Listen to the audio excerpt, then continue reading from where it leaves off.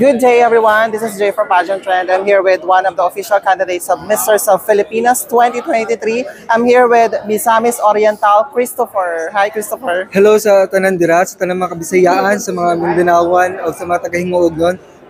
Hello, magduyog ta diri sa MOF Gala 2023. So, how are you, Christopher, right after your vigorous, schedules of Misters of Filipinas?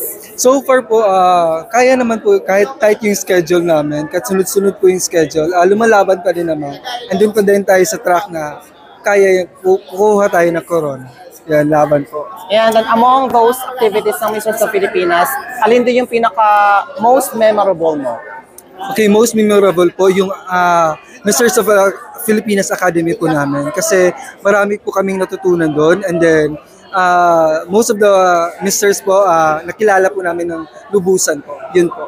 And then most awaited po talaga namin itong Misters of Filipinas Gala po namin kasi maraming personality po namin na hindi namin nakilala po ngayon, makikita na po namin. What do you love most about the pageant? Okay, sa Misters sa Pilipinas po, ang gusto ko po sa Misters sa Pilipinas kasi hinahanap nila yung masculinity with responsibility, yung hindi lang good looking, kung hindi lang yung maganda yung mukha, kundi merong a certain purpose upon joining this platform po. Yun yung pinaka-importante po sa lahat.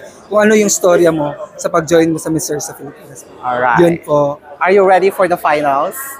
I was born ready po eh. Palagi ko po yung sinasabi sa sarili ko. Kahit hindi pa tayo andun, pero kailangan lumaban. Kailangan maging ready kahit ano po. Yun po. Alright. Sige, mensahe mo na lang sa mga supporters mo. So, hello sa tanan nga sumusuporta sa ako dila, sa mga Hingoog nun, sa mga Mindanaoan. Padayon lang mo sa suporta na ako. Wala pa man ta dito sa katapusan, pero still fighting pa ta guys, kay we'll claim it the crown. Yeah, laban. Yun po. Thank you so much, Christopher, and best Thank you of luck. po. Thank you. Bye-bye.